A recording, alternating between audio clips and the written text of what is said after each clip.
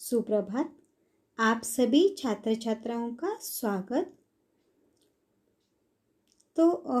जब हम कुछ पढ़ना चाहते हैं या ज्ञान हासिल करना चाहते हैं तो उसके लिए सबसे पहले ज़रूरत हमें पुस्तकों की होती है ना। तो इन्हीं पुस्तकों के ऊपर आधारित एक कविता है किताबें। तो आज हम किताबें इस कविता का अध्ययन करेंगे। किताबें एक कविता गुलजार जी इन्होंने लिखी है। इनका जन्म 18 अगस्त 1936 में दीना, झेलम जिला, पंजाब में हुआ। गुलजार जी का मूल नाम संपूर्ण सिंह कालरा है।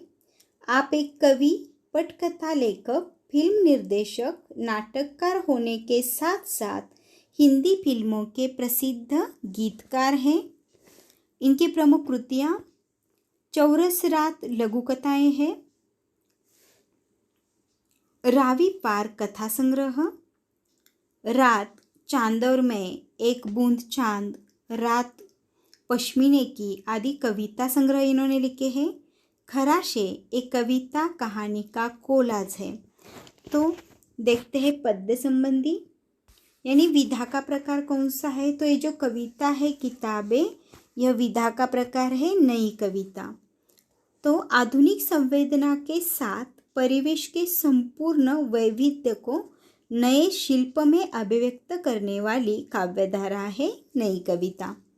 प्रस्तुत कविता में गुलजार जी ने पुस्तकें पढ़ने का सुख, कंप्यूटर के कारण पुस्तकों के प्रति अरुचि, पुस्तकों और मनुष्यों के बीच बढ़ती दूरी और उससे उत्पन्न दर्द को बड़े ही मार्मिक ढंग से प्रस्तुत किया है।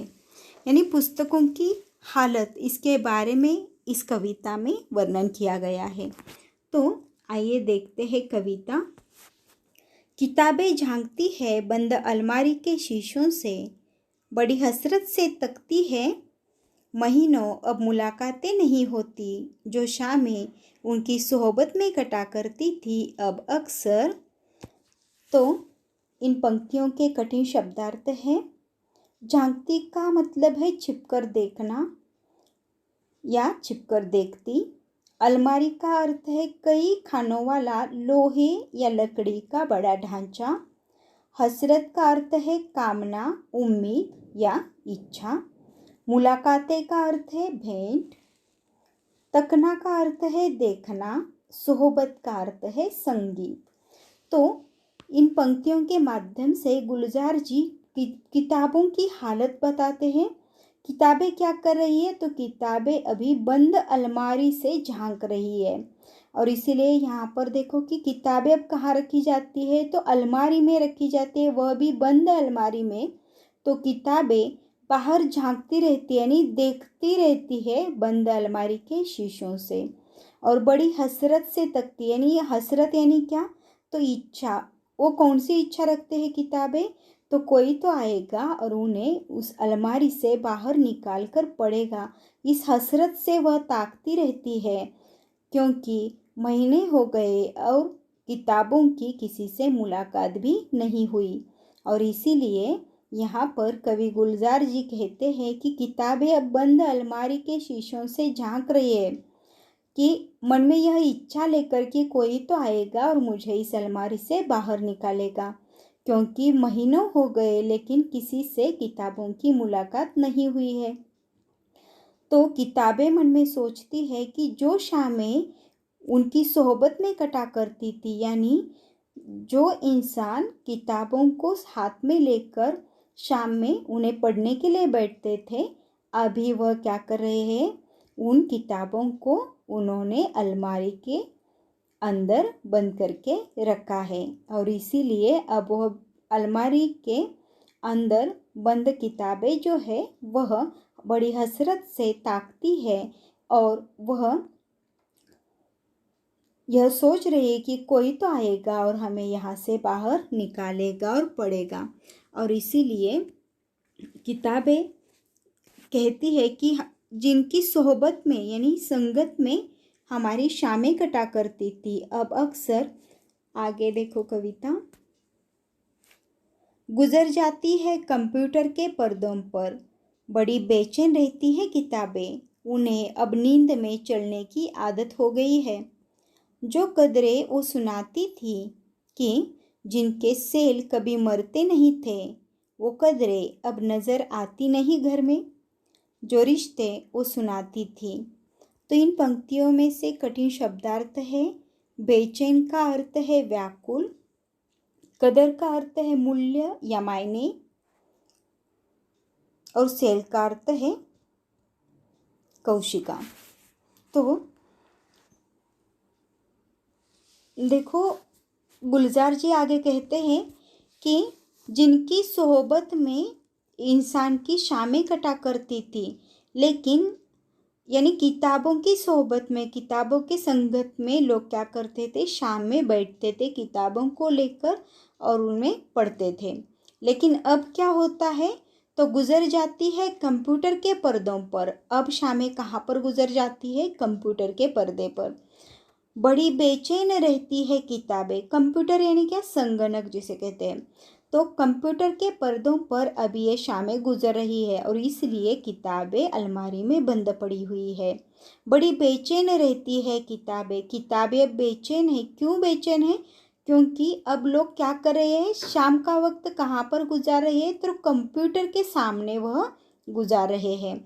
और इसीलिए किताबें बेचैन हो उठी है, क्योंकि उन्हें कोई पढ़ने के लिए नहीं निकाल रहा। उन्हें अब नींद में चलने की आदत हो गई है। जो कदरें वो सुनाती थी कि जिनके सेल कभी मरते नहीं थे, यानी किताबों का बहुत महत्व है और इसीलिए किताबें बहुत ही महत्वपूर्ण है। ये समझाने के लिए गुलजार जी कहते हैं कि उनके सेल कभी मरते नहीं थे और यानी हर किसी के घर में बहुत सारी किताबें रहती थी, लोग किताबों को खरीदते भी थे। लेकिन अब कंप्यूटर के आ जाने से क्या हुआ है, तो वो कदरें अब नज़र आती नहीं घर में। यानी किताबों का जो मूल्य था, महत्व था, वो अब घर में नज़र नहीं आता।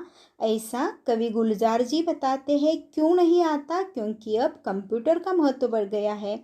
जो चाहे जब चाहे हम कंप्यूटर में किताब पढ़ सकते हैं। तो किताबों को छूकर, पन्ना पलटकर जो किताब पढ़ने का मज़ा है, वो मज़ा ही अब कम हो गया है और ये सब कंप्यूटर की वजह से हो गया है।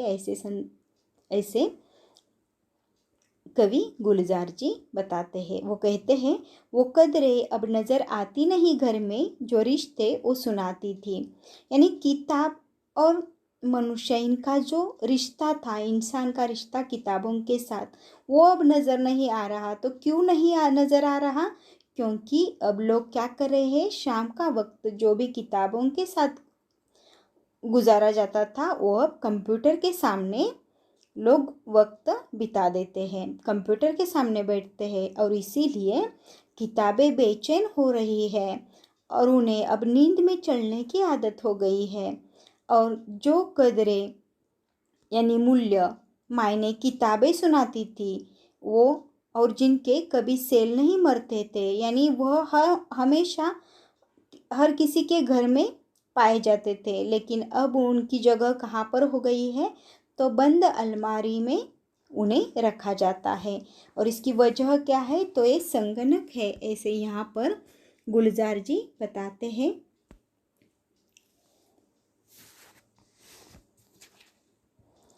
वह सारे उधड़े उधड़े हैं, कोई सफ़ा पलटता तो एक सिसकी निकलती है। कई लफ्ज़ों के मानी गिर पड़े हैं, बिना पत्तों के सूखे ठुंड लगते हैं वो सब अल्फाज, जिन पर अब कोई मानी नहीं उगते। तो इन पंक्तियों के कठिन शब्दार्थ हैं। उधड़ना का अर्थ है सिलाई टूटना, सफ़ा का अर्थ है पन्ना, सिसकी धीरे धीरे रोने का शब्द, उसे सिसकी कहते हैं। लफ्ज यानी शब्द, टुंड यानी ठुंड, मानी यानी अर्थ। तो देखो, कवि गुलजार जी कहते हैं वह सारे उधड़े उधड़े हैं कौन तो किताबें। किताबों की हालत कैसी हो गई है, तो वह अब सारे उधड़े उधड़े हैं। कोई सफ़ा पलटता तो एक सिसकी निकलती है। यानी किताबों को अगर कोई छूता भी है तो किताबों का दर्द यहाँ पर वह बताते हैं कि किताबों को दर्द हो रहा है। क्यों? क्योंकि वह सारे उधड़े उधड़े हुए हैं। यानी उनकी हालत कैसी है, तो जैसे सिलाई टूटी हुई हो ऐसे, और पन्ने जैसा ही कोई पन्ना पलटता है, सफ़ा यानी पन्ना, तो जैसे ही कोई पन्ना पलटता है तो जैसे कि ऐसा लगता है उस किताब में से कोई सिसकी भर रहा है, यानी धीरे से रोने की आवाज़ आ रही है। किस वजह से, तो किताबों के बारे में यहाँ पर गुलजार जी बताते हैं कि किताबों की हालत इतनी ख़राब हो गई कि किताबें उधड़े उधड़े हो गए हैं, यानी जिनकी सिलाई टूट गई है, और अगर कोई उसका पन्ना भी पलटता है तो ऐसा प्रतीत होता है कि किताबें धीमे से रो रही है। कई लफ्ज़ों के मानी गिर पड़े हैं। लफ्ज़ यानी शब्द, और बिना पत्तों के सूखे टुंड लगते हैं, यो सब अल्फाज। और इसीलिए यहाँ पर कवि गुलजार जी कहते हैं कई लफ्ज़ों के मानी गिर पड़े हैं, पत्तों के सूखे टुंड लगते हैं, यानी ऐसा पेड़ जिन पर पत्ते नहीं उगते, ऐसे लग रहे इनके अल्फाज यानी शब्द, जिन पर अब कोई मानी नहीं उगते, यानी ऐसा पेड़ जिन पर कोई पत्ते नहीं उगते, उस प्रकार एक किताब की हालत बन गई है, क्योंकि वो उसकी सिलाई टूट गई है। अगर कोई उसका पन्ना पलटता है तो उससे सिसकियों की आवाज़ आ रही है। और सूखे टुंड जैसा, यानी ऐसा पेड़ जिस पर एक भी पत्ता नहीं उग रहा है, वो पेड़ है जो सूख गया है, उसी प्रकार हालत इस किताब की हो गई है। ऐसा लग रहा है कि उसमें से कोई अर्थ नहीं निकल रहा है। ऐसा कवि गुलजार जी यहाँ पर बताते हैं। पुस्तकों की आज की स्थिति में क्या हालत हो गई है इस कंप्यूटर की वजह से, यह बताने की कोशिश कवि गुलजार जी इन्होंने इस कविता के माध्यम से की है। यहाँ से आगे जो कविता है वह हम अगले लेक्चर में पढ़ेंगे। तब तक के लिए धन्यवाद।